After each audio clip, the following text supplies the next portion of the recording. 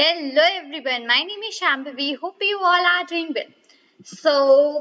We in the previous video we had studied about the different topics, different facts regarding the chi-square distribution, right? Now I am gonna go ahead with the topic and let me quickly take out a pen first of all, then I will let you know topics, right? So the topic name that I'm gonna go ahead now with is goodness of fit test. Goodness of fit. Okay, let me just quickly put on the text similar to this only right here. Okay, so this is the topic that we are going to go ahead with. That's the goodness of fit test. Okay, so I'll be letting you know regarding this particular. Okay, so basically what happens in this, I would just start writing out here as well.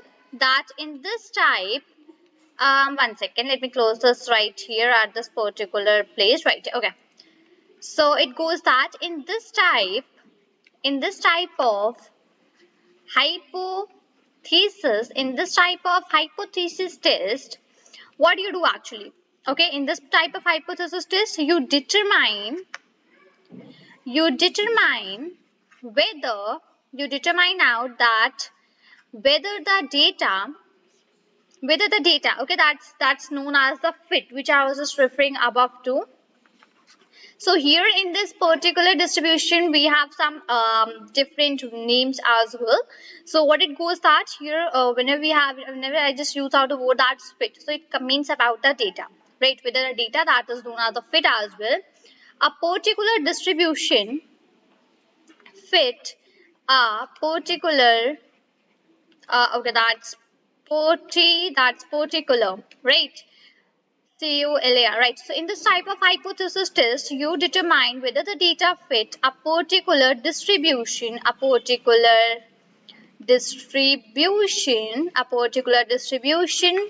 or not, right? So here goes the not. Fine. So it basically, in this type of hypothesis test, you determine that whether the data means the fit as well, a particular distribution or not. Basically, it is a particular distribution or not. This is what you determine here. Okay. Now, basically, next what you do that, let's say I just take out example, right? I just take out example that you may suspect your unknown data to fit out a binomial distribution, right? For example, I just take out example that let's say you may suspect your unknown data, okay, to fit a binomial distribution. So in that case, you could use out a chi-square test, okay, chi-square test, right? So that's meaning that the distribution for the hypothesis test is that chi-square, okay. Now, so what is this completely used for? So it's completely used to determine that whether there is a fit or not. Means whether there is a fit or not into this particular test. It is completely used for defining that thing out, right? Next we have some important points to keep in mind here. So I will just go down and let you know that particular thing right here. So here it goes. The null, the null and the null and the alternate hypo okay, the null and the alternate hypothesis for this test may be written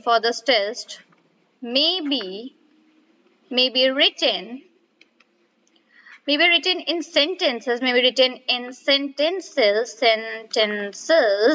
So null and the alternate hypo for this test may be written in sentences, or basically next condition is that or may not, or may be, or may be stated as equations, or maybe stated as equations or inequalities, maybe stated as equations or equalities, right? So the null and the alternate hypothesis for this test may be written in sentences or may be stated as equations or inequalities, right? So the test, how we just do that out, so how we just like perform out the test right here. So it goes that the test statistics, it's like this right here. So the test statistics for a goodness for a goodness of fit test, for a goodness of fit test is, what's the formula which we have out here? Just let me get out some space for writing, because that's one of the important formulas which we are having right here. So here it goes for the sigma, and downside it goes from K. Okay, sigma K. Now here we have big O, that's like capital O minus E. Okay, let me write out the E clearly, because right here E. Putting like the bracket coming down, and here again we have the capital E, and that's the square. Right, this is a formula which we completely use for the test statistics for a goodness of fit test. Now, what are these particular things which we are having here? What are these meanings and what are they referring to? So, capital O refers to the observed. Capital O refers to the observed values. Observed values, and we just see that as a data. Right, big O refers to that. Next, we are having the capital E. What is that capital E? So, it's the expected values. Okay, it's the expected values which we get from the theory of the data, from theory, which we get that out. Okay. Next, what we were having? We were having the value for K. K was also mentioned up downside right here. So that was the number. So it's the number of different. It's the number of different data cells. It's the number of different data cells or categories, we could as well say, or categories. So here goes the categories. Right, so let me just calm down for a short while here. Great. 1 second, let me go a little above. Fine, so the value for O is called as the observed values, that's from the data. The value for E is, capital E is the expected values, that's from the theory. And the value for the small k is the number of different data sets or the categories which we have.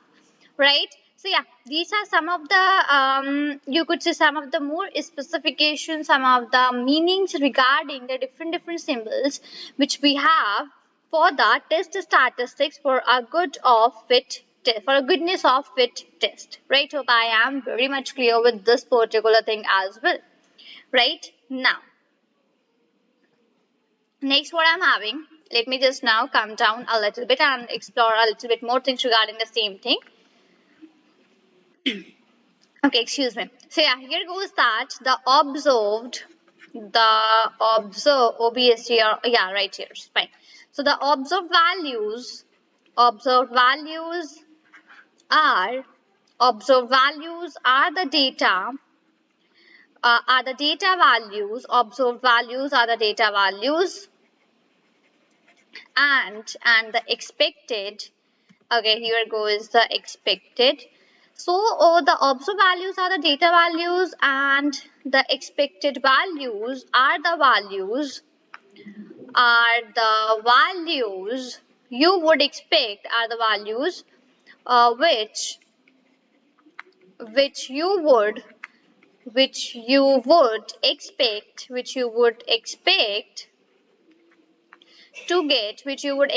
to get, if the null hypothesis, if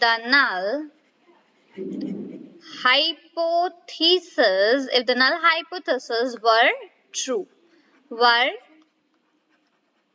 So the observed values are the data values, and the expected values are the values which you would expect to get if the null hypothesis were true, right? So there are n terms of the form, so it could be, I would just write that as well. So it goes that there are n terms of there are n terms of the form. And what's the form which is having n terms? That's O minus E whole square. Let me just go down a little bit more.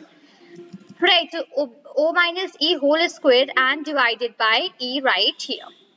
Right, so this particular form is as well having n terms. So in that case, this is one or more. That's O minus E, the whole square divided by E. Right, so let me now just go above right here, and 1 second.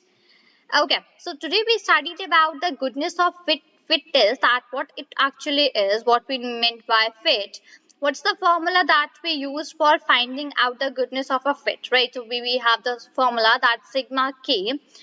In the bracket, we have O minus E whole square divided by E. What's the E? What's the O that we are having? So that's the observed value. What is E that we are having? That's the expected value. What's the value for K? So that's the number of different data cells or categories, right? And then we had seen about that there are n terms to form this particular formula that we have studied, O minus E whole square divided by E. Right, hope I am very much clear with this particular thing, that how you could go ahead with this particular topic and what it is. Now we're moving forward with some more things in the new video. So this is all for this video. Till then, thank you and take care.